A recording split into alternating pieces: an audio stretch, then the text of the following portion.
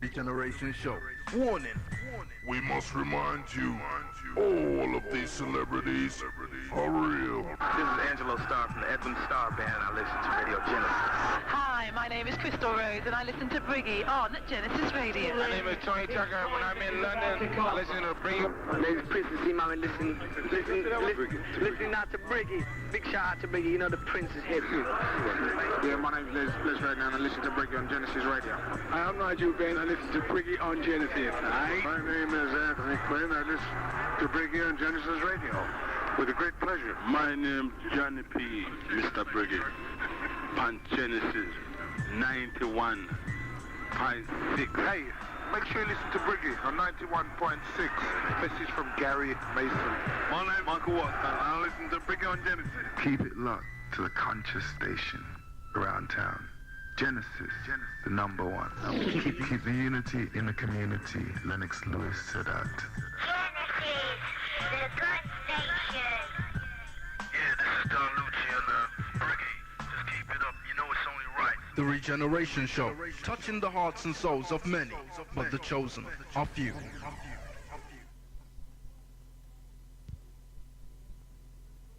Okay, London Town, once again a warm welcome to the Black Spiritual Mental Physical Regeneration Show. I just want to send a big shout out to the bad boy Philip Level for the last 2 hours of the Lovers Rock for the girls them. Every time Philip Level, 1999 and right true, Philip's going to be there for you ladies, okay? Anyway, Black Spiritual Mental Physical Regeneration Show. Just want to take time out to big up the North, East, South, West London crews. All our brothers and sisters, them locked down in the jails in and around London Town. All our brothers and sisters in and around the suburbs, yeah? Okay, tonight London Town we're going to be talking about boxing, the origins of boxing in London Town, all the other great heavyweight champions, lightweight champions. We're just going to be rapping along basically London Town. If you'd like to phone in, yeah, and give any of the brothers in the studio any questions, you know the live number 0795 775 yeah? Okay, gets you straight through to the Genesis, yeah? Okay, London Town, we've got King David in the house. King David is going to be helping me tonight, London Town, as well as talking about boxing himself. King David is going to be breaking down a little bit history about boxing, how it originated and everything like that, yeah?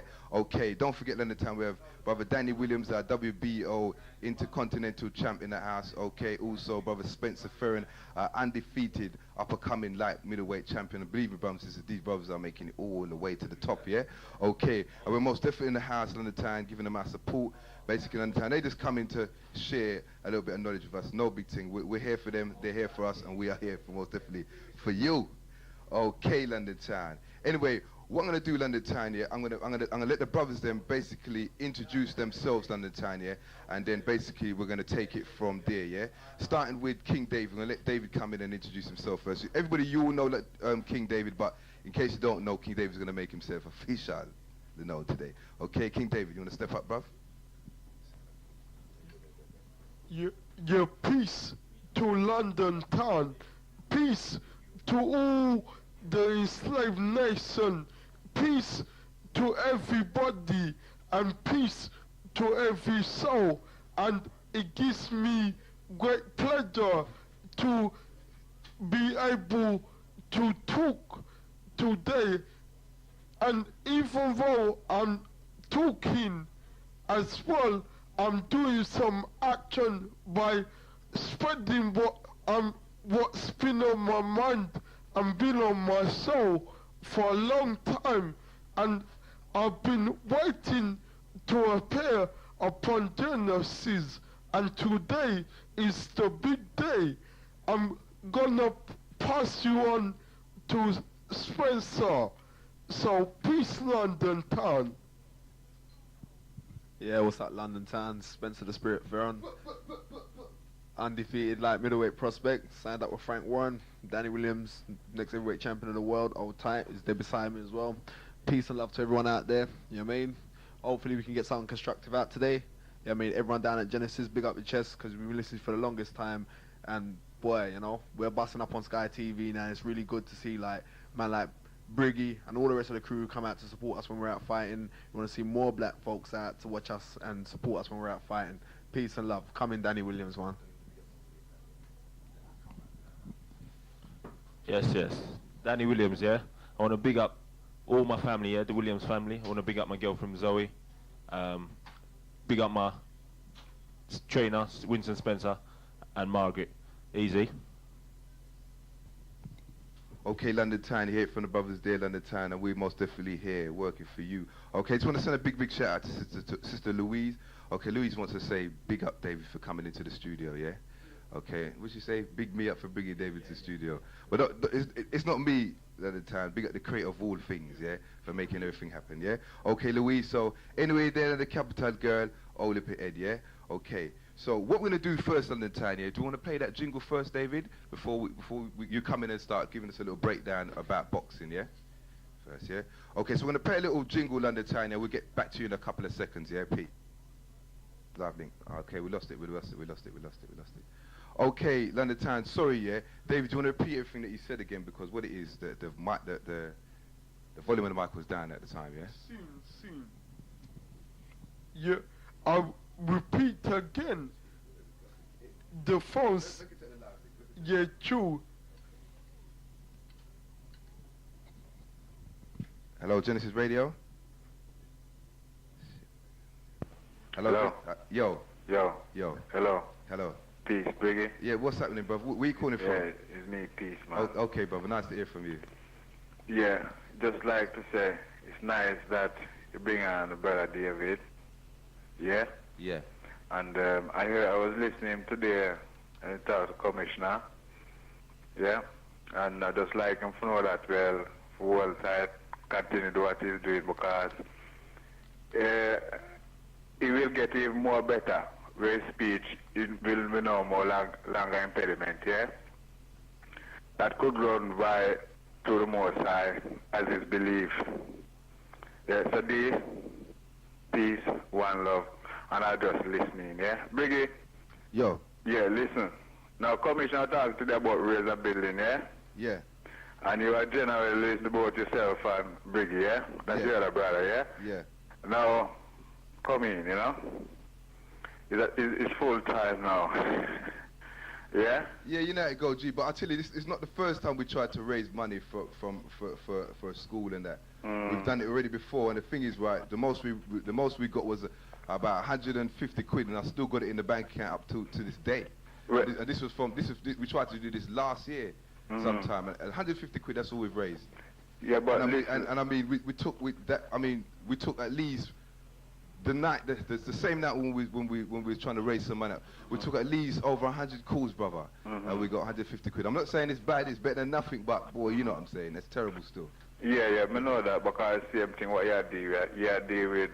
So I say respect to commissioners for what he's doing, but whether it's going to happen or not, it's down to the people then, bruv. Well, it will happen, you know. Without, but it will happen. If a man can believe that, and believe that what you know, what we all do is both one and the same thing. Okay, brother. But anyway, like I said, we got brother Spencer Fearon in the house, brother Danny Williams, yeah, our WBO champion. Is going to be our next heavyweight champion of the world, yeah. And we know these brothers are down with the program at the end of the day, and they're here to help, just like brother Lennox Lewis, yeah. There's also many other brothers out there who are in the boxing game, music. And they're financially secure, but they're not really thinking about nobody else. They're just thinking about themselves. Yeah, but your name I just built up, Lennox Lewis, yeah? Yeah. From the day me see him, me know say will be champion, you understand? Yeah, well, certain man, you know it's just in them. You know that they're anyway. You know what I mean? Right. And they just need the community just behind them, G. You know what I mean? That's all. Well, it's a work that we all have to do. Sometimes we have to do certain works by ourselves, total, what you call it, away from everybody else, but not disregard in that sense. You understand? Yeah, for real, brother. If you like, call it isolation. So therefore, you're going to see who is who and who is one. Yeah, well, that's the end of the day, bruv. That's exactly what you said there. You'll see who is who at the end of the day. Right. But like I say, bruv, I hope that it works. You know what I'm saying? I'm all for to help in any way that I can. But like I say, we've got a Genesis account already. Sorry, I shouldn't even say that. You know, well, we got something anyway. You know what I'm saying, brother? So really and truly, it's just up to the brothers and sisters them out there, yeah. And we're not begging no one to do anything. If anybody, they just do it because the crate inside them tells them to do it. No, not begging, you know. I'm begging you. So begging. It's not a bad thing, but as you say, it's a free spirit and a free will. You understand? And right now, peace. At the end of the day, we know, I mean, America's got Farrakhan, it's got other great speakers, got other people over there helping to sort out their situation. Jamaica's got his people. I mean, everywhere else has got their people. I want to talk about us here in the UK right now. We ain't got nobody financially supporting us into build nothing. Yeah, well, that is true. I see. I know exactly the argument I'm trying to talk now for. You see, but I see, I'm still down that road. I've been down that same road, and I'm still down the road. Otherwise, I'm here saying what I'm saying, yeah, because I don't got time for messing or talk wordless or talk about things that doesn't bear fruit. Yeah, you understand? Yeah, for real, brother, for real. But I like, as I say, I mean, we've got to bear witness to other organizations like in America and stuff, what got money, crush, and that, you know, that man's turning around saying, I'm running for the money. Because you see, when it comes to Nubian people, man, we're so. Anyway, we just need to sort ourselves out. Let me say that, yeah? Alright, yeah? No problem, G. Peace. Alright, peace, brother.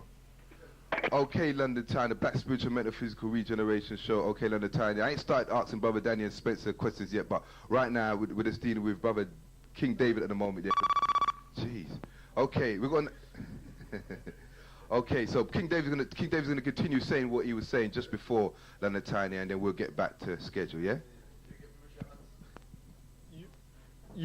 The whole of London and beyond, and also the Scotland Yard crew are probably listening in. Yeah, I'm gonna continue with what I was saying. Yeah, basically, the date was the 30th of April, and I received a gunshot blast in the left side of my head, what took out my left eye and left me on the ground for dead. The person that was responsible was a fellow, enslaved. His foreparents was related to the slave trade. So instead of uniting with each other, we tend to battle down each other, especially if one's doing well and the other is doing not so well, or they're doing wicked and badness and evilness.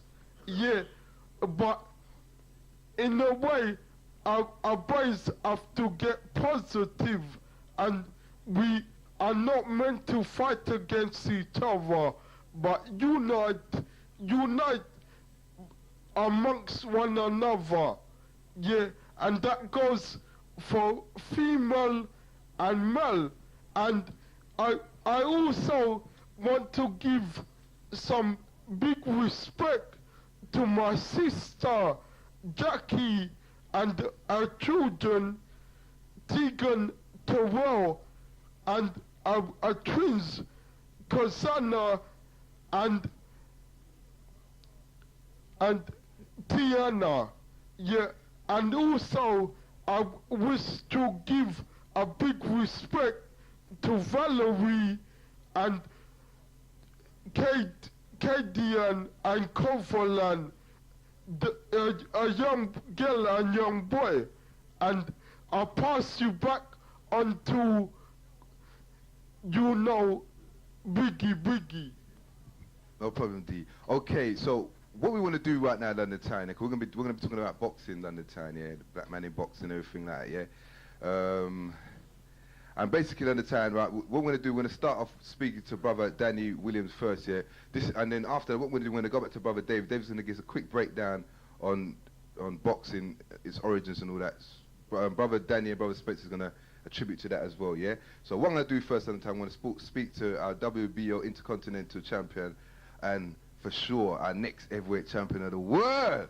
Yes, Brother Danny Williams, yeah? Okay, Danny, just wanted to say hello to London Town one more time. Yeah, how you doing, London?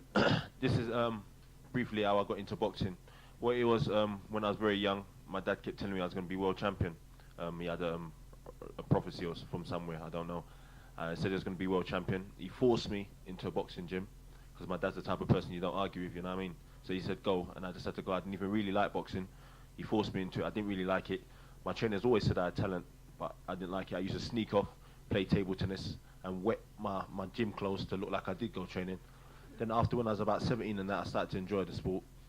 Boxed for England, won a few gold medals, went Commonwealth Games, European Games, won bronze medals there.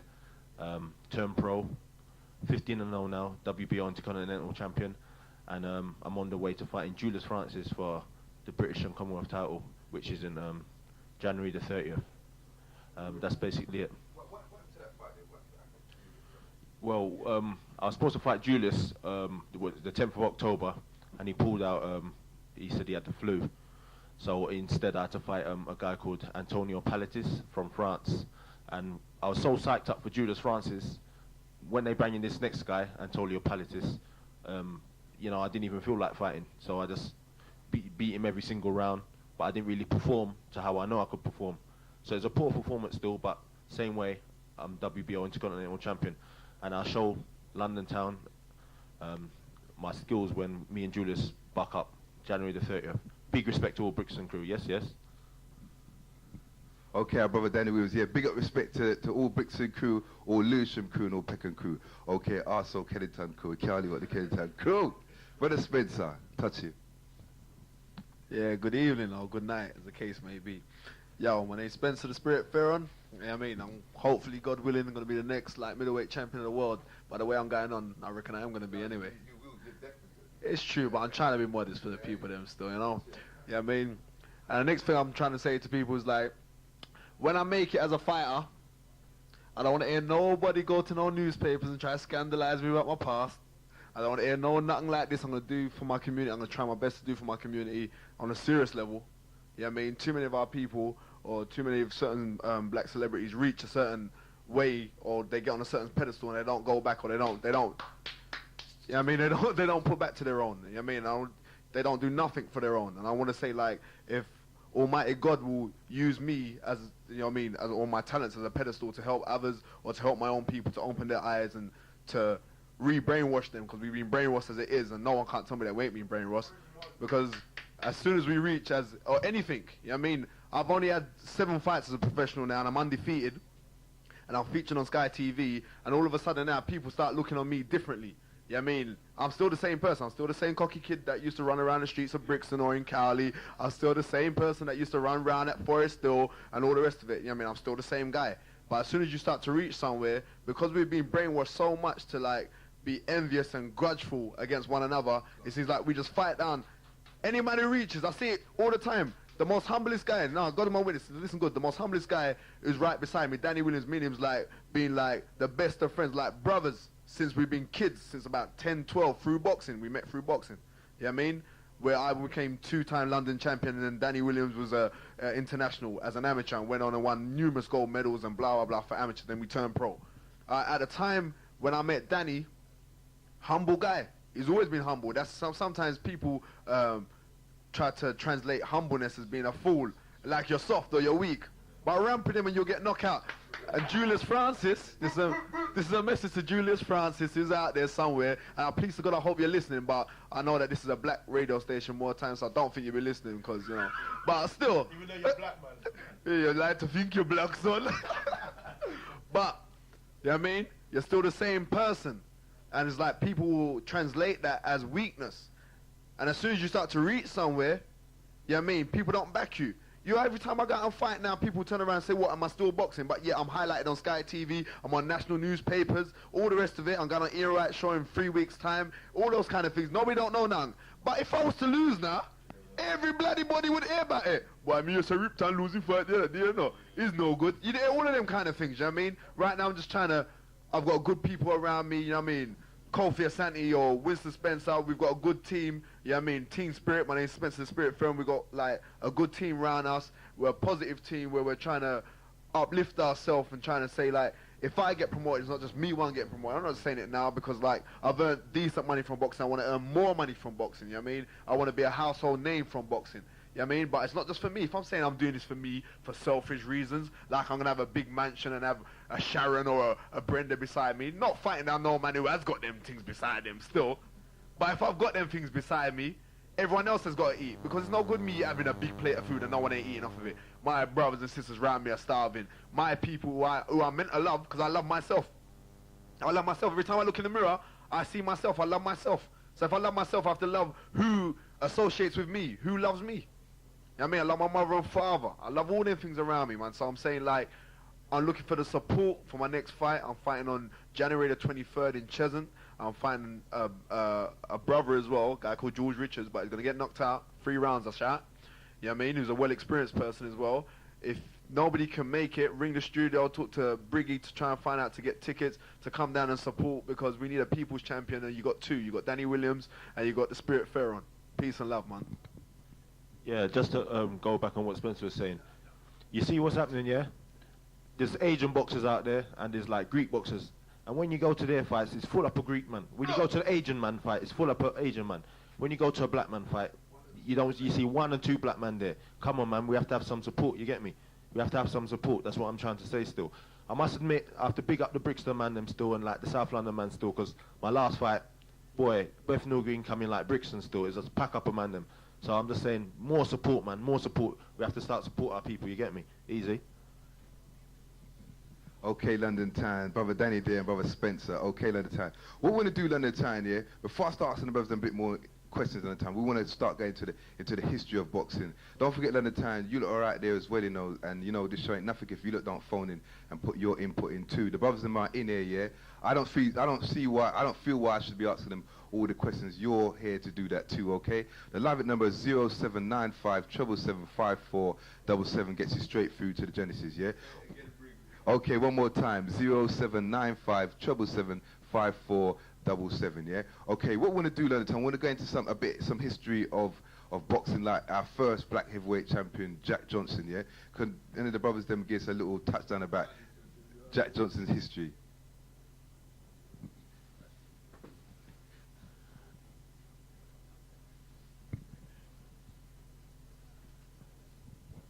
Okay, London Town, yeah. I'll tell you, brother Danny just in the next room. I'm gonna call him in a second, yeah. So don't worry about London Town. But I'll tell you what, London Town, because you know Jack Johnson, our first heavyweight champion, yeah. And I think they took him out to do with taxes or something like that, if I'm right, or to do with something, marrying some white lady or something like that. Something to do with like how you know Christopher Eubanks is, but obviously they're the modern day Uncle Tom niggas, so everything is all right, yeah. But if the man could touch on a little bit about that, Dave. A lot of people don't realize. Are you gonna take the call? Yeah, hold on. Hello, Genesis Radio. Hello. Hello. What's your name? Where you calling from, bruv? My name's Charles. I'm calling from Broccoli. Okay, Charles. You got a question for the brothers in the studio? Hello. Hello. You got a question for the brothers in the studio? Hello. Hello. I can hear you. Okay. Yeah. My name's Charles. I'm calling from Broccoli. Okay, brother. Yeah, I've got a question for the boxers, but I didn't catch their names. I just turned the radio on. Okay, brother Danny Williams, yeah, our Danny WBO Intercontinental Champion there, and our undefeated bad boy light middleweight champion, brother Spencer Fearon. Which one you want to talk to, brother? Well, really, it's a question for both of them as boxers. Okay, brother, no problem. Maybe they can answer it individually. It's well, black people are renowned for certain things like dancing, singing, and boxing. Okay, so they're kind of like, they've got into a sport that black people are at the top of already. And I just want to feel like, get their views on that, whether they think about black people, like in tennis, you don't really get that many. Black people in snooker, you don't really get that many. Black people in, sports really that, you don't get that many black people in. What their views on how people should actually come around, more black people come around into them kind of sports. Hello, Charles. Hi. Your name's Charles, right? Yes, right. You're speaking to Spencer Fearon, yeah? Hi, yeah. I'm a light middleweight boxer. I'm an undefeated light middleweight boxer. Nice one. Okay, yeah, peace Nice and love one, to you. nice one. I understand what you're saying, and I know where you're coming from. And it's something that I've always, I hear regular. Well, I used to hear regular as a kid when I was an amateur boxer. I'm also a qualified accountant, Charles. So, same. yeah, I mean, it's not about to digress into to be an educated person or blah. It's what you believe that God has given you a talent to do.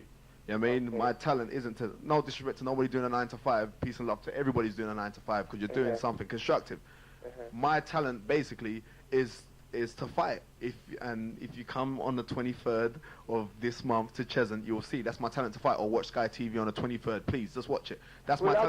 I'll be watching without a doubt. Yeah, thank you. But I'm saying, like, you have to look on those things to say, where's your talent? That's my talent. I mean, if you're a black doctor, I'm saying be the best black doctor there is. If you're a black lawyer, you're a solicitor, you're anything in the legal profession, anything that you're doing as a black person, be the best that you can be. You know what I mean? Yeah, I mean, people will turn around and say, well, you're just a boxer, so you got to be done, or you got to talk a certain way, or blah, blah, blah. That's not the truth. You know what I mean? Or like, people have got this thing to say, well, you're a black guy, so you got to be a dancer or a singer, or black folks are just good for entertainment, or blah. That's rubbish, because if you look at... I don't mean to jump in. I don't mean to cut respect, but it's because even in boxing, the fighters, a lot of the top fighters, they're black. But then behind them, a lot of the top promoters, managers, and not so much the trainers, but they tend to be white. So even though you're making good money from boxing, a lot of the promoters behind who tend to be white it always seems on TV and that like they make just that extra little dollar that you might be making, and that it burns a little bit when you kind of like see things like that, you know. So, you know, I respect 100% what you're doing from the good at what you're doing, like you say. But there just always seems to be behind the scenes, you know, there's a white man making just a little bit more money, and that burns really and truly, you know. I know I'm digressing. Yeah, no, you're not. Let me just answer you this, and I'm going to pass you over to Danny Williams, who's a WBO Intercontinental Heavyweight Champion. And it's like, for myself as being a black athlete, I would say in this country, the sport is predominantly run by Europeans. Yeah. You know what I mean? You come and show me any profession in this country that isn't predominantly run on a hierarchy level by white folks. Show me one. It highlights more because you get like a black athlete in the boxing profession or the pugilistic profession who will stand out more than his white counterparts. He'll stand out more because he's a black guy doing it. If a black guy be doing something, he'll stand out more. In any something to do with sport, we'll stand out more. That's true. You know what I mean? We'll just stand out. So if you look on those people like the managers, it's not to say like to go with a black manager or a white manager. Me personally, I'm with Frank Warren at the moment. Okay. You know, it's to be with the person who's going to give you the best possible deal. That is all that it's about. It's not a black or white issue. I would love that there was a black promoter, a big positive black promoter who's around who I could sign to or whatever. But at the end, there is black promoters out there, but they get squeezed out by the bigger ones, like you say, Frank Warren and is it Frank Maloney? Or, what I'm saying is when we're saying like they get squeezed out, it's like in boxing today, it's like the top guys have got a monopoly run. They've got it run. They've got it run. Right. So, at the end of the day, if you've got things run, you're only going to look out for yourself because there ain't no friends. It's a business. I mean, you find out like everyone right now be patting you on the back and how great things are going, Spence, and we love you and blah, blah, blah, blah, blah. You watch when you lose, you find out. That's you know what I mean? It's food on the table. It's a lonely walk to that changing room. I'm telling you, mate. It's a lonely walk. That black folding, you know what I mean? But that's not gonna. For right now, I'm thinking right now, them things ain't gonna happen to me. You know what I mean? Them things ain't gonna happen. But those things, that's the game. But also, there's a lot of people like you could be the best you could be, and like there's an age limit for boxers. I don't know, maybe. I know some of the heavyweights like they turn 40 and maybe. I'm a young man still, 24. Yeah, but there is an age limit for the sport that you're in. Okay, maybe you're at your prime when you're in your late 20s. And by your mid-30s, you started to go, you know, your age is catching up with you, for the younger fighters coming up, blah, blah, blah. So what if you get into the, you know, as high as you can get in your sport, and then maybe you want to turn manager because you know so much about behind the scenes, but as a black person, it'd still be hard for you, you know, to come up as a promoter or something as a black person, to be being squeezed out by all these, you know. But I don't really want to make it too much of a black-white issue, but that's the facts as it is. It's true. You're speaking to Danny Williams now, yeah? Oh, nice one. Yeah. Nice one. In a nutshell, yeah, this is how it is. If you're a good fighter, it's easy to get to the top, yeah? If you're a good promoter, black promoter, it's very hard to get to the top. They don't mind us being good boxers, But when it comes to like, Yeah. the thinking side of it, Yeah. we're not allowed to get there. You know what I mean? So. That would be a turning point in the sport because black people are in the sport already. Black people are Exactly. There's always the great white hope that they bring out from America or from England. If there's a white person who's good, a good heavyweight, then it's he's the white hope, blah blah. But they never come through. The black people always come through actually doing the sport. Exactly. It's nice to see black people like Don King. They always try and rubbish him. All right, then say he's done a murder, he's done this, he's done that. They have to try and rubbish him because he's black in the sport. Exactly, but you know what? Everyone's always rubbishing Don King how he's a thief and he's done that, like you say. But I'm not naming no names, but every other promoter's a thief. Of course. If I get 30 grand if I get 30 grand for a fight, you better believe it that I'm supposed to get 50 grand. You get me? So every promoter's a thief. And it's not just in boxing. If you watch basketball, look who's managing the Bulls. Look who's managing them other teams. You get me? Sitting on the chairs in the front, on the front rows, jumping up. Exactly. We're all the muscle, man, but they're the brains. You get me? Things have to change still, but it's going to take time. You know what I mean? It's going to take time. But they're the kind of things that go through my mind when I see sport on TV and I see black people are up there in the particular sport. It's always I look behind the scenes just to see who's there promoting them. You know? And it would be nice to see more black faces. I agree with you totally, mate. I agree with you totally. Okay, it would be something that I'd like the listeners to bear in mind as well. That's right, man. Thanks you, cool. Okay. All right, mate. Take care. Yeah, take care. Bye.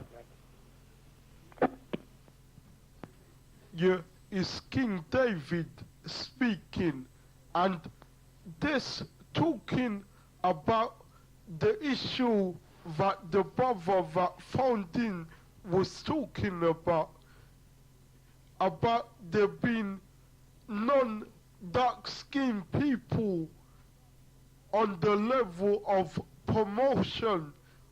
You're only the enslaved race. You're not actually doing the boxing, knocking at each other and all that. Yeah, really, we need to get on a higher level of, if we're gonna do that kind of thing, we need to be on the intellectual level, and there's many boxers that have earned a lot of money. They got a lot of money, and I thought the next thing, the next step would be a kind of promoter or something, but nothing don't happen. It just remains the same. Yeah, we can only be boxers and punch each other and that, but the promotion side and the real money making side, we don't get a look into that. Maybe we will talk about that a bit later. I'll pass you back on to Briggy.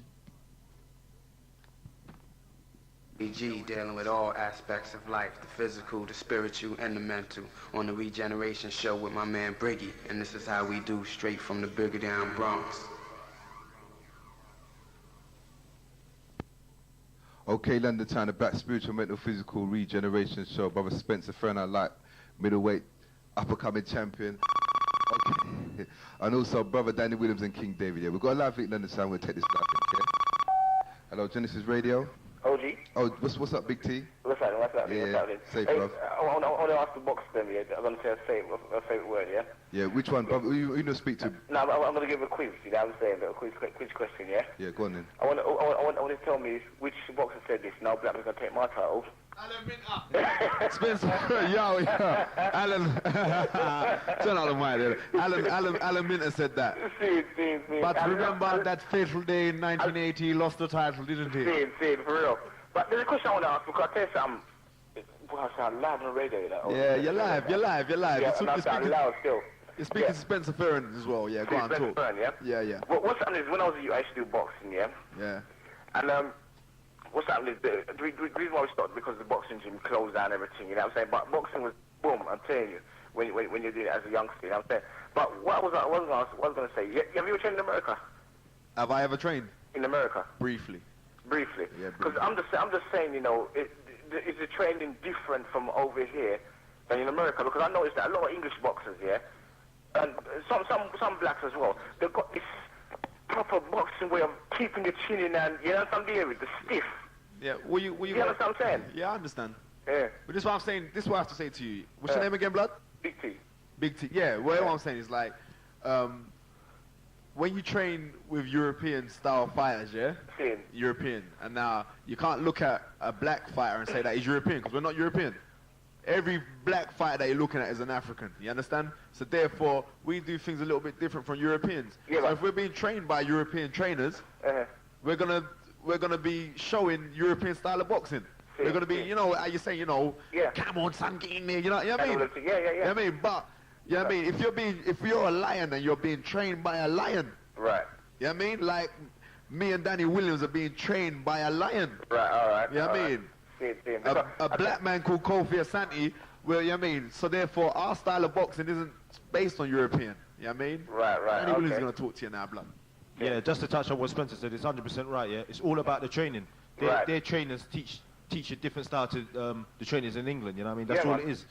The fighters ain't no better in America. They just got better trainers. That's all it is. It must be that then. Because I tell you something, when I was going, you see, I was going right. I was trying to copy Muhammad Ali's style. Saying. You see what I'm saying? At them times, because you know what I'm saying. But the trainer said, keep your chin in, keep your hands up, keep your guards up, come on in. You know what I'm dealing with? You see? You know, I couldn't lift up my chin with that man. I said, keep your bloody chin in. You know what I'm saying? You see what's happened there is, yeah, you had a natural style to do that. That's your natural flair. Right. They're taking away your natural flair. With our trainer, Kofi Asante, yeah, he leaves you with your natural styles and he builds on that. That's what you call a good trainer. Every single fighter fights differently. No two fighters fight the same, you know what I mean? I can't train you the way someone would train Mike Tyson. You know you got your own style. And that's the problem with this country. They train everyone the same way. That's why we always get bust up when it comes to the Americans. You get me? I think there's a difference between a boxer and a fighter, a proper street fighter. That's right. A street fighter doesn't know what he's doing. A street fighter couldn't test me.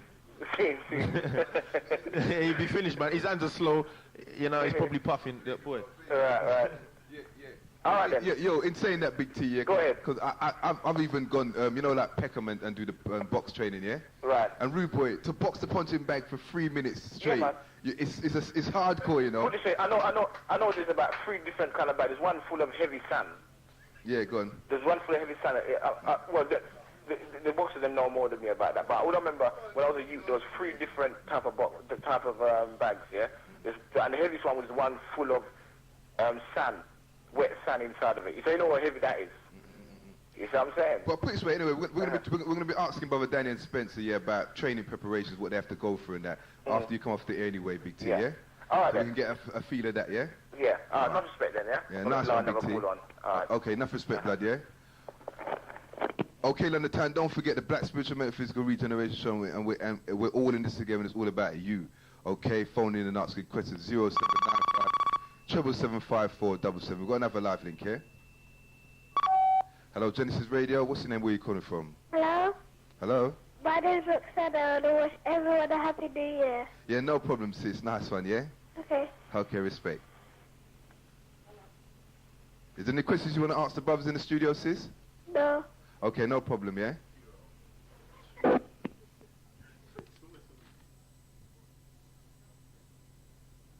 Okay, London Town, the Black Spiritual Mental Physical Regeneration Show. Okay, phone in show, phone and ask your questions, yeah? Okay, bruv, let's talk about some training preparation, because, boy, believe me, I've been in the gym, bruv, and you know me, I'm unprofessional, okay?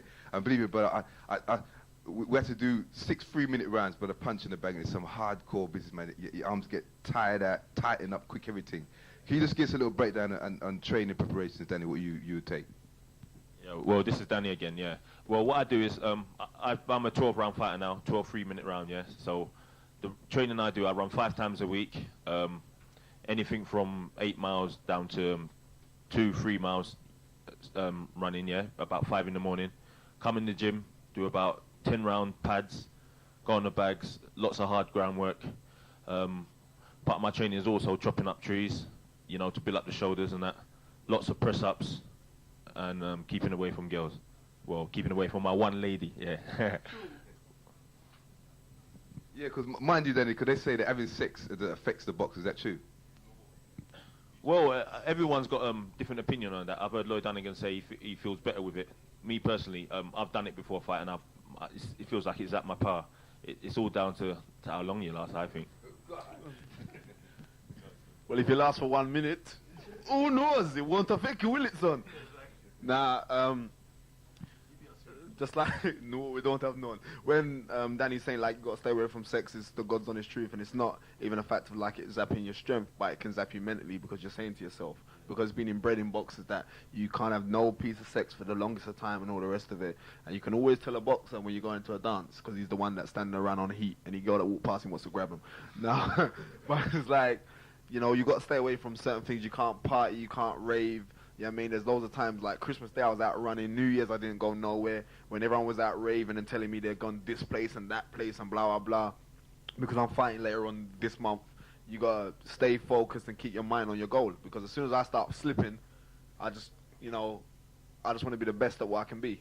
So, you know what I mean? I run five times for the week, which lasts about an hour, so that's about an 8 to 10 mile run. You know what I mean? I'm in the gym for 2.5 hours to 3 hours each day, including Saturdays and Sundays. Sometimes, like, we get the weekends off. It depends, like, how close we are to a fight. You got to eat proper. And I don't mean, like, bacon and egg and all the rest of it. Cause I'm saying, like, European guys can eat that and be strong. You know what I mean? Like, certain guys can go and eat mashed potato and come in the fights and be strong and all them kind of things. But I mean, like, proper food, proper healthy food. Cause yeah, you know? Yam and banana, okra, dumpling, you know? Sweet sap, all of them something there, you know? Irish mash, you know? Eat the right food and, you know what I mean, just go out and do the right things, man. Yeah, I just will say peace and also talk about the effect of when I had my gunshot injury to my head and was unable to move, and even though I speak slowly, I couldn't even speak. I was on a hospital bed and I was in a position of being dead, but due to the most superior, I'm here now and I'm speaking and I managed to walk, and you know, all of that is a blessing. But in another way, my brain has re-educated itself, and certain things what I used to do that was done on the orders were given from the part of my brain that is damaged. Certain things now I can do because instead of working on my left side of my brain, the commands are coming from the right side of my brain. In other words, people can do some miracles due to the gift they've been given by the Most Supreme, but a lot of people don't know that. They'll pass you on to Briggy. Okay, brother D, you was actually a boxer, up and coming boxer, before the gunshot, yeah. So basically, D, because you've been telling us what happened to you, but how did you get in that situation in the beginning anyway? How did you come to get someone to shoot you with a gun? Again, I pronounce this more clearly.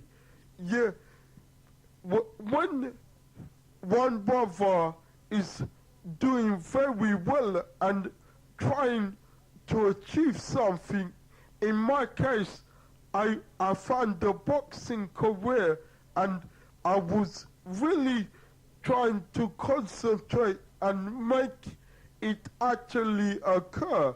And instead of people that have been brought up the same way as you, that foreparents were taken from the motherland and enslaved in certain parts of the West Indies and United States of America, people we've been trying to not really support each other and give each other some support, and basically people of the same complexion as me were suffering jealousy and envy, and the only thing they could think of was to take me out, to shoot me dead. But due to the most superior, the most high, I'm here and I'm on Biggie's show and I'm alive and kicking. Okay, Biggie. Yeah, Danny wants a quick word. Yeah, just to touch upon what David's saying, David's just one of few guys, what me and Spencer know, what's been either shot or stabbed. You know, there's enough people out there, what we know, who's been killed through this violence and that. And believe me, man, there's a wealth of talent in Brixton, Peckham, Stockwell, but it ain't coming up because we're all into this gangster business. You know what I mean? I've lost enough friends to this shooting and this knife and this gun business. You know what I mean? And it's no good, man. Believe me, it's no good. Okay, so what the man was saying really, no, all the man who think they're bad boys out there, use your energy and go and learn to do some boxing and earn yourself some money instead of this, you know, acting at your black brethren or anybody for nothing. Yeah? Okay, so our bad boys, God Jim, yeah? Okay, so Black Spiritual Metaphysical Regeneration, Genesis 91.6. What next thing I want to ask about it quickly, yeah, because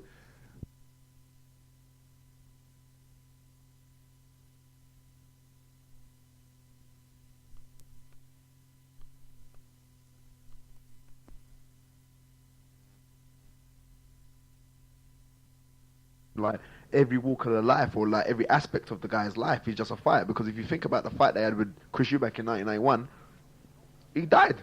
No one can't tell me that he didn't. He died, man. He died. And to see, I was with him at last year's Commonwealth Sports Awards, which was held by Al Hammond. Like we were there, and I was called up on the stage with him as well. And it's like I wanted to cry. When you see people, when you see these things that happen, it doesn't really cross your mind. You look at them and you say, "Oh, okay, well, that happened with Michael Watson. I don't believe that it's going to happen to me." It can happen, but it's also like everybody's level of taking punishment or absorbing punishment is different from the next man's. Like some person can take this amount of accumulation of punches to the brain than the next person, but those things don't really cross my mind. Well, it doesn't cross my mind. Those things are in the back of my mind. And like, if I do see any form of physical trouble, I'm not going to be fooled like when the promoters say, if you've got enough brains to count your money, that's all right. No. You know what I mean? I'm just packing up. And I you know what I mean? If I see any, you know what I mean? Even if I don't reach the million yet, because I'm trying to build to it right now, London town. If I don't reach it, and those things would happen, I got slurred speech or feeling kind of deranged, because as many times I've walked into a room and I'm saying to myself, what the hell am I doing here? But yeah, I speak to people who don't smoke or drink and just live an ordinary 9-to-5 life, and they say that happens to them. So you're more paranoid that you're a boxer. When you're a boxer, you're just more paranoid. You know what I mean? Any little thing, you start looking in the mirror and like looking around your face and all the rest of it, you know. And it's hard because I'm a handsome person, but like, you know, but you just maintain. I don't know. What do you think, Dan? Yeah, I agree with you totally, Spencer. You know, the damage in sport, you know, the damage what comes through boxing, we just believe it's going to happen to someone else. You never believe it's going to happen to yourself. That's the be-all and end-all of it. You don't believe it's going to happen to yourself. If anyone believed that it's going to happen to them in boxing and they still did it, they're a mug, you know what I mean? I don't believe I'm going to come out of boxing with any brain damage or whatever. You know what I mean? If I did, I would be out of the sport one time. What I just quickly want to ask the brothers as well, yeah? So,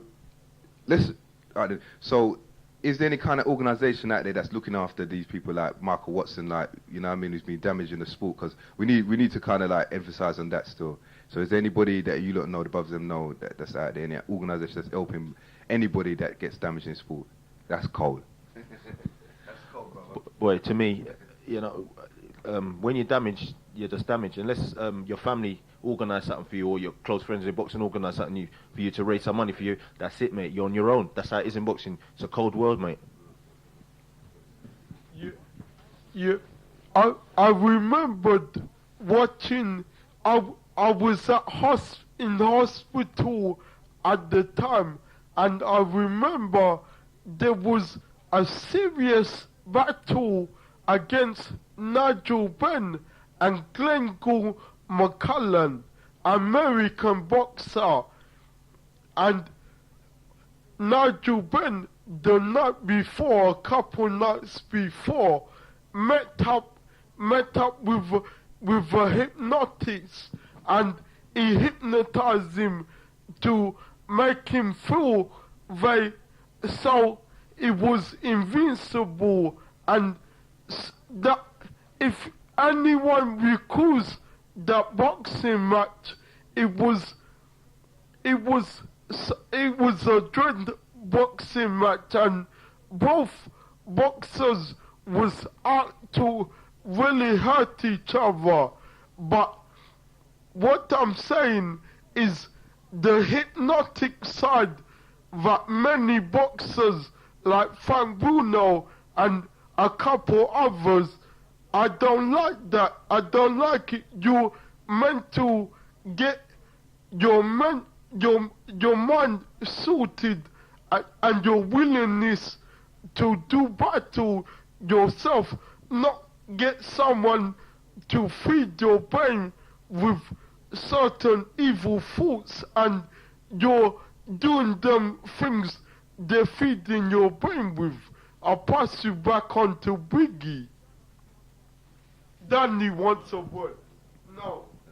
Well, I'll tell you what as well, because, you know, most people see boxers as savages, cold-hearted people. Because, you know, when you see a boxer going to knock out a man and licking off his head, and you see a man jump on the floor and all that, yeah? Like your last fight, for real. Even though I was around ringside, you know, but I couldn't.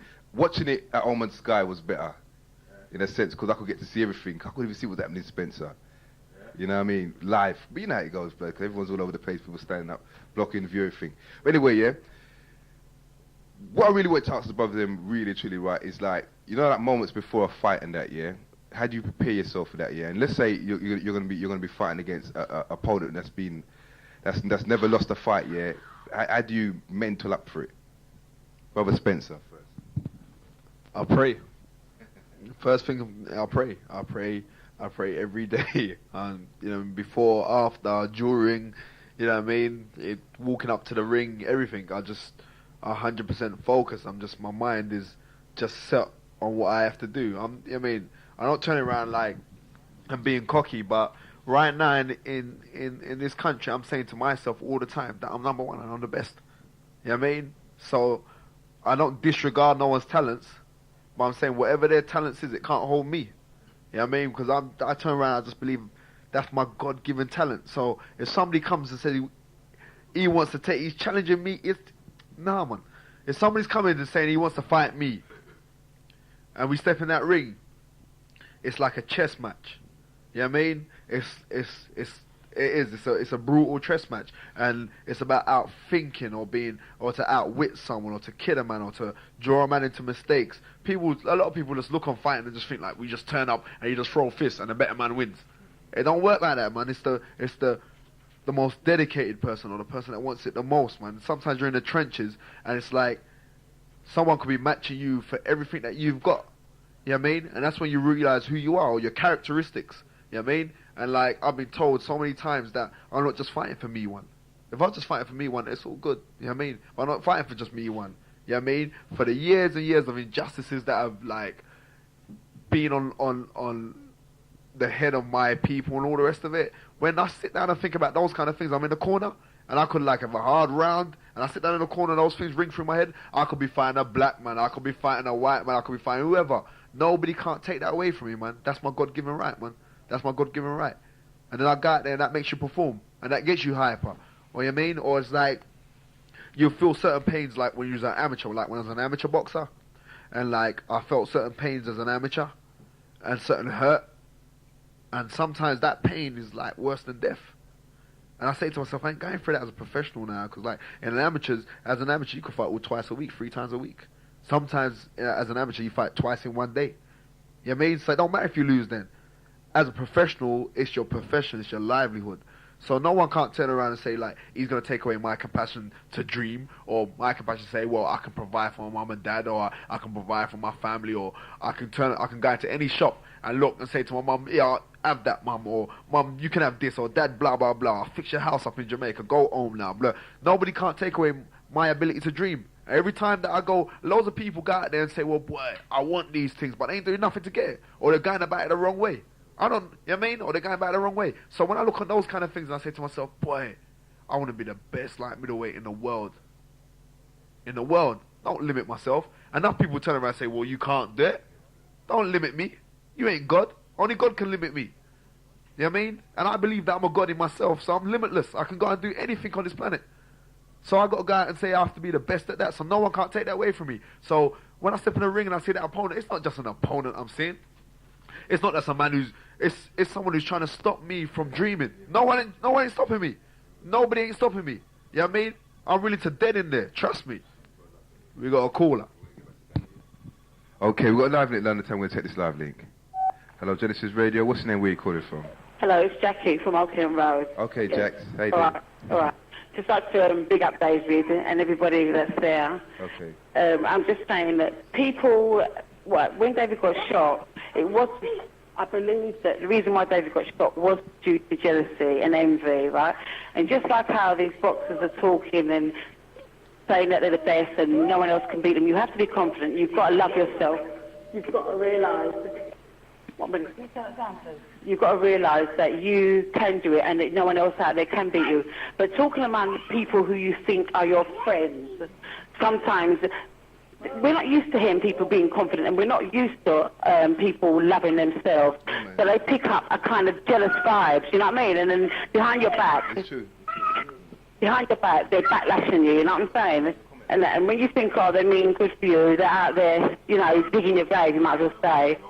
But people did deliberately go out there to damage David, because David was good, right? Hello? Hello? Yeah, David was good, right? You know, he was really focused and disciplined. He used to train regular, you know, and I know he was dedicated. And just like how he used to say he's going to win that fight and blah, blah. To me, when I watched the videos that we got of David boxing, like, he would knock a man out in, say, well, 1 minute or even less than that, you know what I mean? Some of the fights, he was really good, I felt, anyway. And we just got to watch out for people you think are your friends, you know, because they're not used to seeing us on the level, being confident and, you know, loving ourselves, but they get envious, right? Because it was a 15-year-old boy that shot David that night, and he's still walking around, really, because the system don't really business when there's black and black violence, and we kill our own. You know, they set it up for us to do that way. And David really, he was brought back from death, you know, because he was left there with a bullet wound to his head. And if it wasn't for my younger brother, I think he was 14 or 15 at the time, that was there with him to try and comfort him and try and, like, he did pass that and he lost enough blood. I think with him being there and talking to him throughout that did help bring him round. But because David was so fit and so committed with the training and stuff, that gave him the will to survive. I mean, when we went to see him the night, you know, I could never believe that anybody could have survived that gunshot. I just thought he was dead when the time I left the hospital, and I was thinking, you know, what animals could turn and do these things to their own? But there's a lot of people who have been shot and they've not even lived to tell the tale, you know what I mean? They just go. But when you have to see, you know, a gunshot victim and then have to nurse them from scratch, you know what I mean? David had to learn to walk, talk, speak, everything, you know, everything we took for granted, he had to learn to do it, you know? It's hard. It really is hard, you know. But I have to big up my brother Joseph, because Joseph stayed with David 24 hours. I mean, he just stopped what he was doing and he was there. He really helped him to, what do you call it? Re-educate my brain. Rehabilitate, they said, because really and truly, the system would have liked to just left David there with the stroke victims. But Joseph went and he looked into the medical books and he done enough research and whatever, and they felt that he got the best health care. I mean, sent to the best hospitals. They would have loved to have left him at Dulwich Hospital with the stroke victims.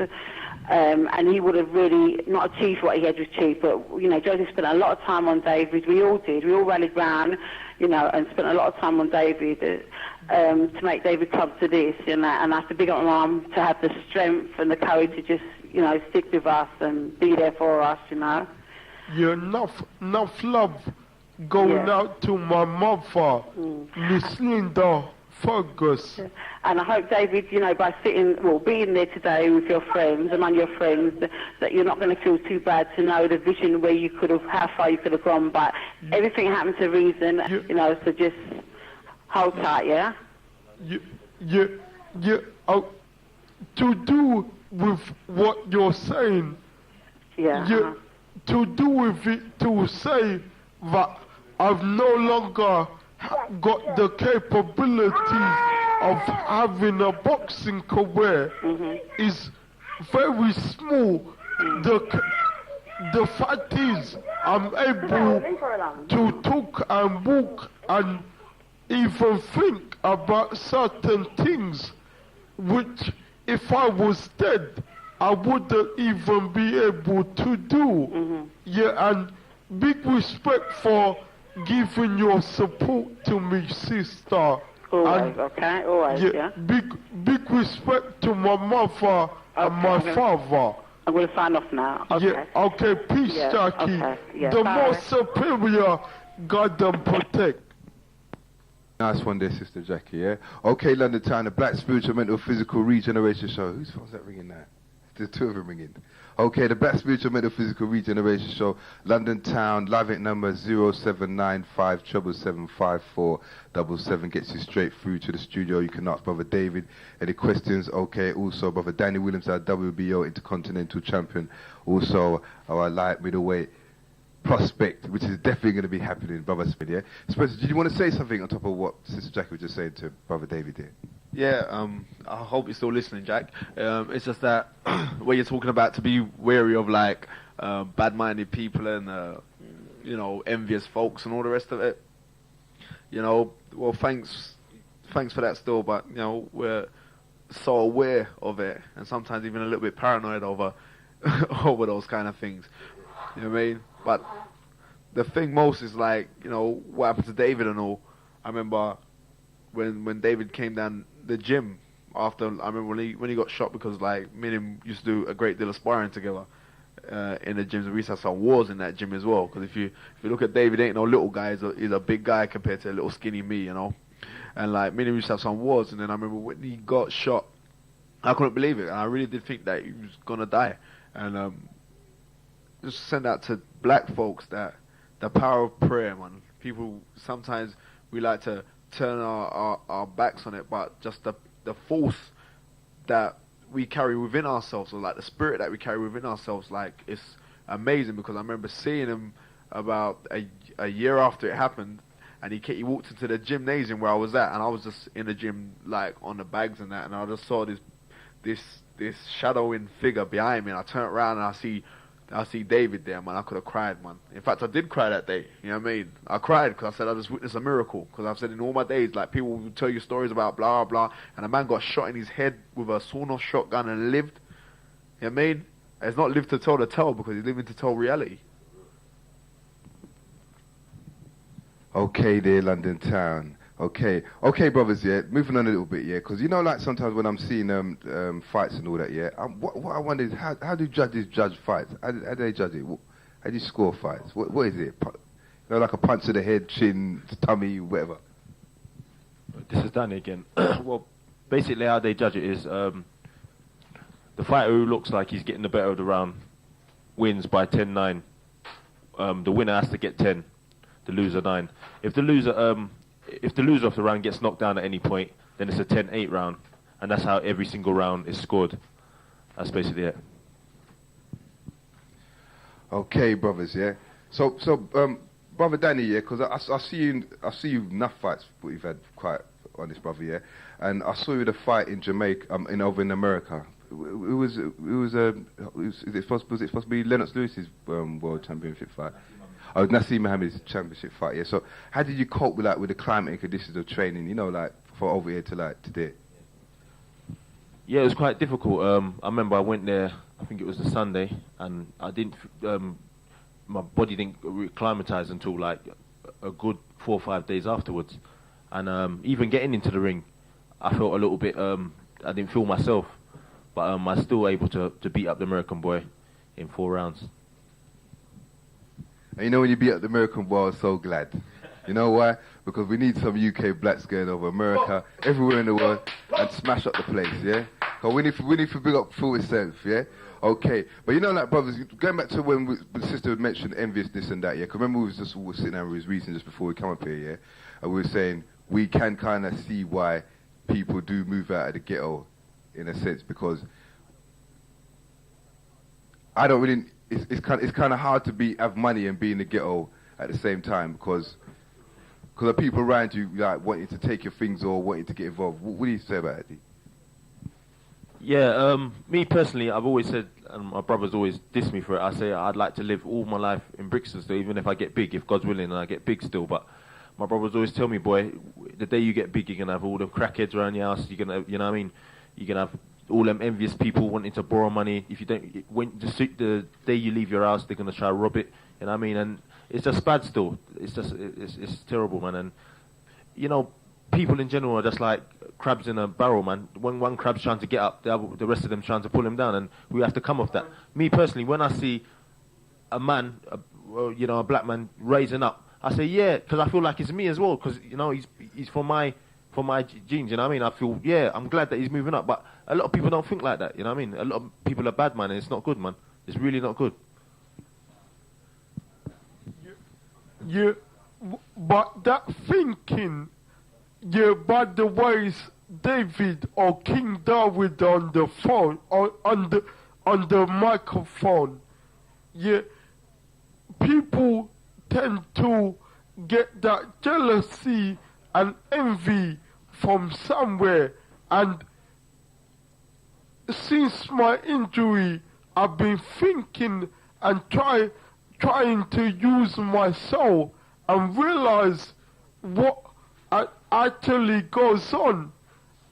The jealousy and envy side of things, when one is attempting to pull himself out of the barrel, as Danny was saying, another one of the same skin complexion is pulling that brother down.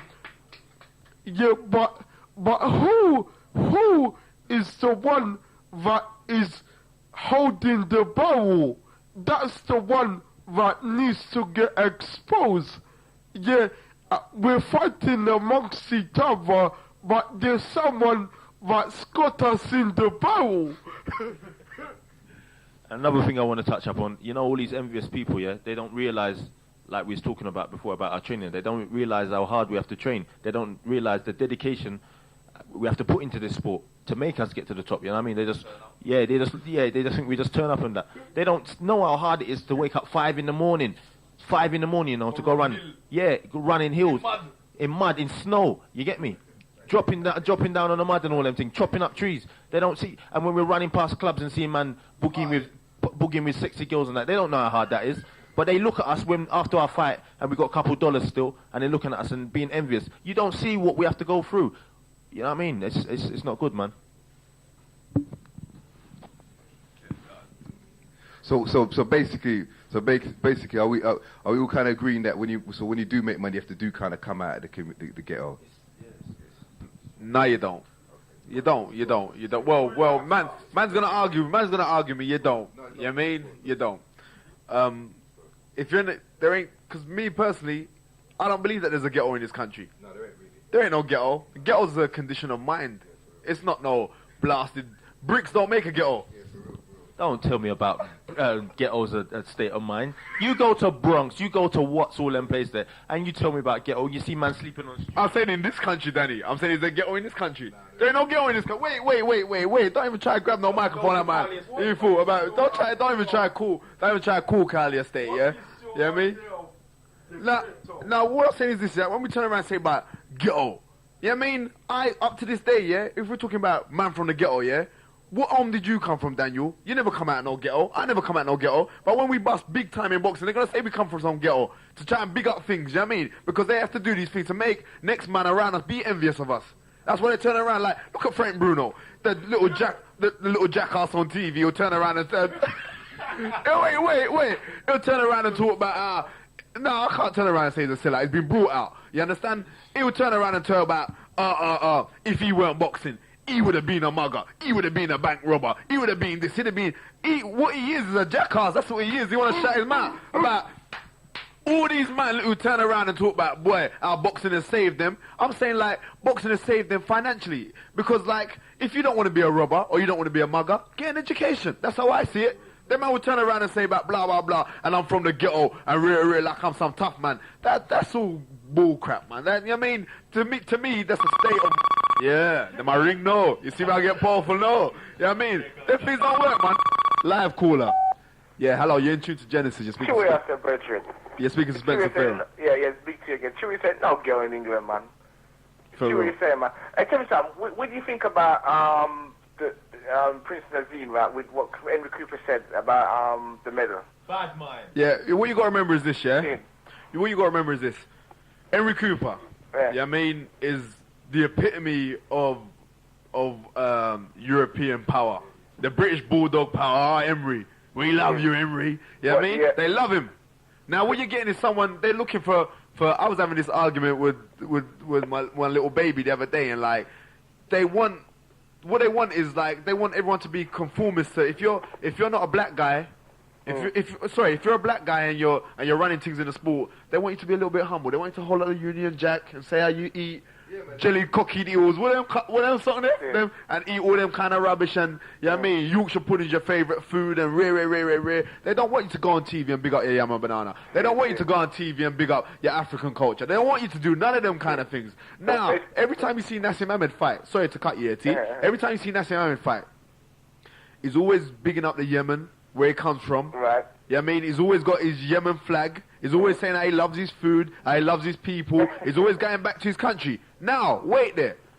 I'm not calling out no certain black celebrities, but man want to take a leaf out of the youth's book. Because Lloyd Hannigan, when he was world champion, I remember when Lloyd Hannigan dust up Morris Blocker, 1987. He dust Morris Blocker, and when he dust him, they wrapped him, Johnny Bumpers, but they wrapped him in the Jamaican flag, and he got reprimanded by it. But yet, Lloyd Hannigan is a Jamaican. He's born in Jamaica. He wasn't born there. Yeah, I mean, Nassim Ahmed was born in England, but yet his parents are from the Yemen, which is like Saudi Arabia. But yet, he'll big up where his people are from. But nobody won't say nothing about it. But as soon as a black man do it, you know what I mean? But then black man will try to do too many things to try and be accepted by white folks. You know what I mean? I remember when Linford Christie bust up in the Olympics, wrap himself in Union Jack, got reprimanded by it. And I see the man crying on TV. What kind of rubbish is that? I say you have to represent things proper. And that's for our people to stand up and say, like, yeah, when you see like Henry Cooper fighting that man like Nassim Ahmed and saying, well, he shouldn't get it because blah, blah, blah. Henry Cooper was never a routed world champion, you know? He never had no belt. But I tell you something, there's something what he said. He said, you know, well, Prince Nazim answered it good still, because Prince Nazim said, what did he say? He said something about, well, basically, you know, Henry Cooper is, anyway, Henry Cooper is our champion anyway. No, sorry. He said Henry Cooper never win anything anyway. Yeah, so he ain't got no, you understand what I'm saying? He ain't got no say. But anyway, he's our champion anyway. So I know what he's talking about when he says he's our champion. You understand? He's talking about the nation. It's true. You know what I'm saying? Not us, but the nation. So that's why he said he's our champion anyway, because you know England like losers, basically. For real. You know what I'm saying? For real. And in a nutshell, yeah, all any Cooper won, yeah, was a British and European title. Nassim Ahmed's won a world title and defended it 11 times. 11 times. How can you say a man don't deserve an MBE for that? Henry Cooper got an MBE for just a British title. For doing brute aftershave. Yeah, exactly. You know what I mean? So come on, man. You know what I mean? It's just bad mind business. What's going on there? It's just bad mind. Total bad mind. All right then. All right, peace, bro. Yeah. Okay, man. Okay, let's continue talking about other boxers who's done something for the community. Like Lennox Lewis has opened up a college, yeah, for everybody basically still, but he's still putting his money back into the community, yeah? Okay, yeah. So let's talk about Chris Eubanks for a little while. You know Chris Eubanks, don't you, D? Do you know Chris Eubanks? He used to go to my primary school, we used to rob teeth together everything, because for Eubanks. I'm being straightforward, yeah? Right? But it's like, since he got into the boxing, just like you was just saying earlier before, Spencer, he's kind of got this like funny kind of attitude, and you was asking me earlier before, was he always like that? Nah, he was kind of, well... How did he used to talk? He used to talk like we would talk normally before, but because he... Is he strange? Yeah, one thing I've noticed of Chris Eubanks is talking as kind of Kenji took so funny. Yeah, Biggie, when you was younger, do you recall the way you used to talk? Can you enlighten us on that score, please? I'll be straightforward, right? He was just like any average, normal little black person. One thing I must respect him for, he always said to me that he wanted to be world champion. And he actually fulfilled his dream because he set himself goals. What a lot of people of our own personal people don't do. They don't set themselves no goals in life. That's why enough of them are layout punks, bums, and they watch other people who's going up and want to take what they got. Yeah, but since he became a champion, that's when he started to switch. And when he married the girl, what's her name? Carol up in bloody Brighton, right? Brighton, right? So now he's a Brighton lad, right? So I can understand why he's conducting himself the way he conducts himself. But I mean, as boxers seeing him, has he been to any you lot's fights or anything like that before, Danny? No, he hasn't been to none of my fight. He don't really support the ghetto man them. And my point is, every man should be themselves. You know what I mean? Peace and love to the black man, the white man, the Asian man still. But every man's different still, and every man should be themselves. There's no switching business there. You just be yourself, man. You know what I mean? If he spoke in a street talk before, he should carry on with that, man. Was he twisting to this posh business like he didn't grow up in Peckham and them area therefore? You know what I mean? No one in Peckham don't talk like that. Yeah, well, it doesn't matter how he talks because he's still black at the end of the day, and he can never escape that. I'm not saying that he's trying to run from it, but of course he's trying to run from it. Nah. Well, you know, you'll see loads of guys like, you know, they get promoted up to a certain level of society, and it's not like they forget where they come from, but it's like, you know what I mean, they don't want to be a part of it. They don't forget where they come from. They know where they come from. They can only look in the mirror but to see that they're a black person. You know what I mean? But it's like they don't want to associate with it because, you know, when you reach a certain plateau and you're earning X amount of money, it's rare that you're going to see other black people in that same category as you. It's going to be rare that, you know, at one time Chris Eubank was earning something like £5 million a year, or he had a £10 million fight deal with Sky and all them kind of things. So you go show me a woman that he's going to meet in that level if his mind's on that wavelength. You know what I mean? He ain't really going to see it. You know what I mean? And when you reach them levels, you're thinking that you're higher and bigger and better than everyone else because they ain't got knowledge of self. If you had knowledge of self, because they're brainwashed, we need to be re-brainwashed them to know who they are. So suppose you hit the nail on the head there. You're saying like, because he's got the money, he thinks he's higher now. Yeah. So what? So them man is thinking, yeah, because they're higher, the black girls, they can't take the black girl no more. They have to get a white girl because white girl's above a black girl. Is that true? No, because their mind's twist to thinking that way. Then their mind is twist because you know what I mean? Come on, man. We've been brainwashed for the longest time, man. How many times did we used to sit down and watch Benny Orr and get hard on over there? Little, come on, shut up. You used to, you know what I mean? Or everything what was promoted that was beautiful. We used to look at white girls to have long hair. How many times did you used to see the little girls, the little black girthey put them towels on their head and brush it like it was their own hair? How many times when you used to be at primary school did you used to see them kind of things? You know what I mean? So when they reach now, they you know what I mean, it's in their head that, you know what I mean, but that ain't me, man, because my girl, you know what I mean, is a black, beautiful lady, you know what I mean? And it has to be that way, not because, like, I'm a racist, but I want my children to look like me. And in order for my children to look like me, I have to link up and start procreation with somebody who is black. Peace and love to everyone. My touch on that is, yeah, respect to every man, yeah. If you're going out with a white girl, you're going out with a white girl. But my thing is, yeah, what I don't like is when a man he's used to dating black girls, yeah. When he gets to a certain level, he switches and goes to a white girl. That's what I don't like. That's the only thing I like. I don't care interracial.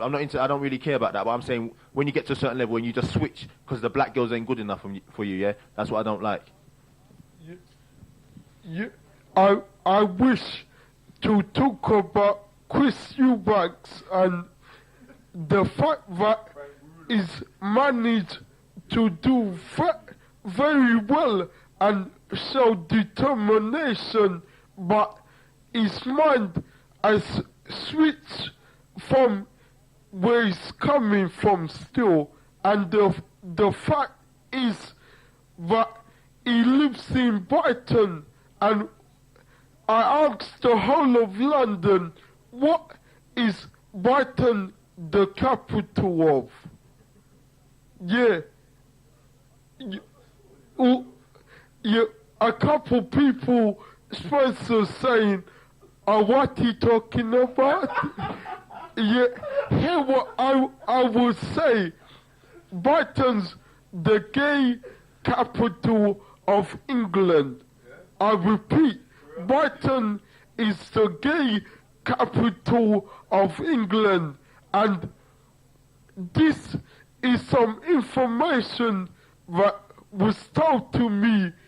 You know, Chris Eubank's first manager, he was a gay man, and I don't know if he signed a contract to say he's gonna live in Brighton and he can't move out of Brighton.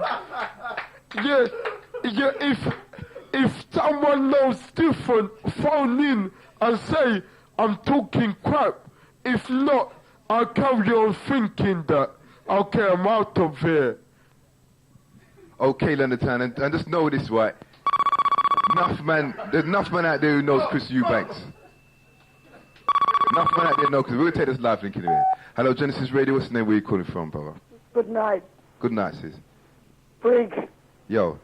Big up to Brother David.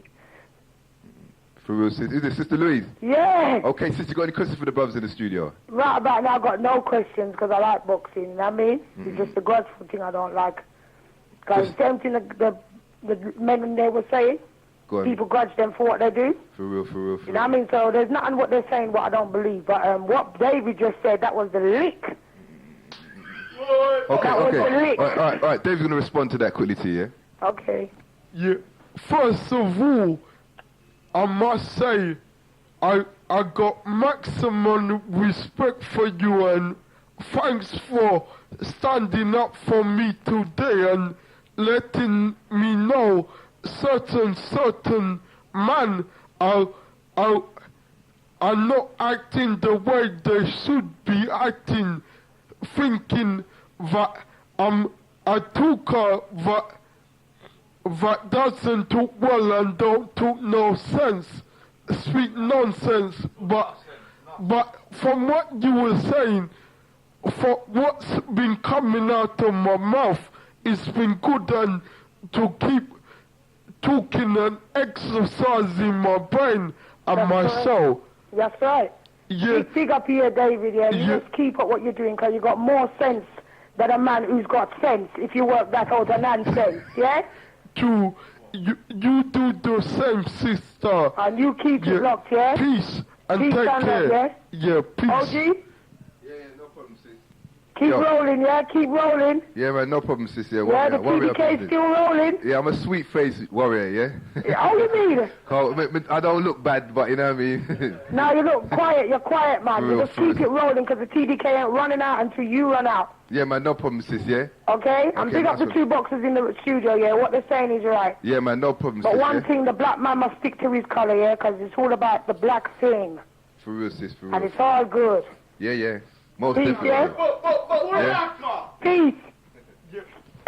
Yeah, booyaka, and well done, sister. Yeah, I'm gonna pass you back on to Briggy.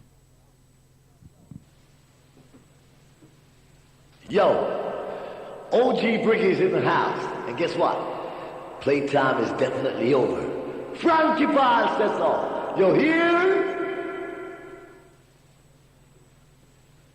I'm Frankie Dancehall Paul. Whenever I'm in London City, I listen to OG Briggy with conscious vibes for the youths of the days.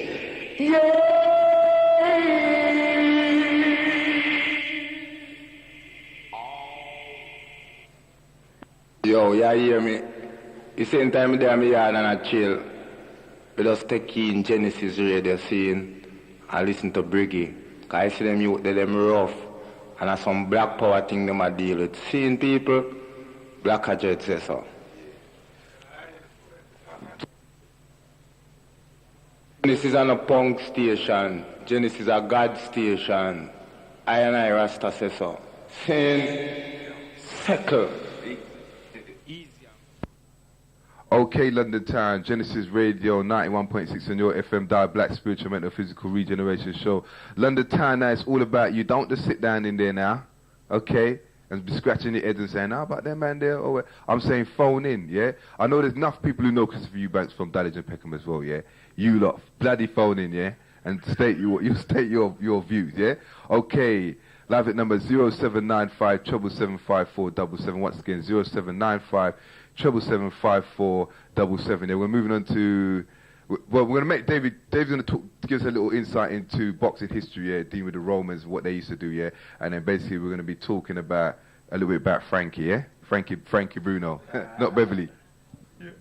First of all, I hope the most superior continues to offer Glendale McCullen, the boxer that suffered a serious damage in the fight with Nigel Benn, and even though he's from America, I haven't forgotten him still. Peace. Yeah, I was just gonna touch on the history, our true story of boxing and where boxing stemmed from. Where did it come from? Yeah, since my injury, my brain has been looking into the area, and I will make it simple and sweet and just give you a quick rundown.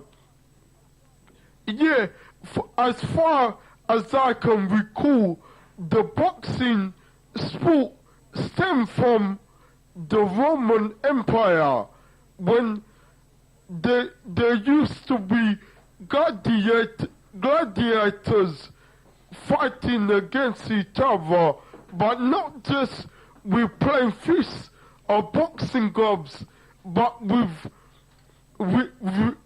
gloves that had metal spikes on. So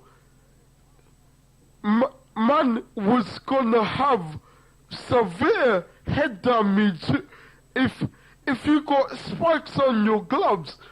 Even if you win, even if you batter your opponent, you're gonna get battered as well. And the Roman crowd, the Roman people, the blood started to boil, and they was tearing when they saw blood. And put it this way, it stemmed on for a long time until our forefathers and foremothers were taken from the motherland, what we all know as Africa. And a lot of the so-called slave drivers got into the thinking of seeing someone that resembled what we might know as a Frank Bruno, that skin is jet black and the brains in the head are not fully activated, but the fists, if they manage to punch you, they will knock your jawbone out of shape.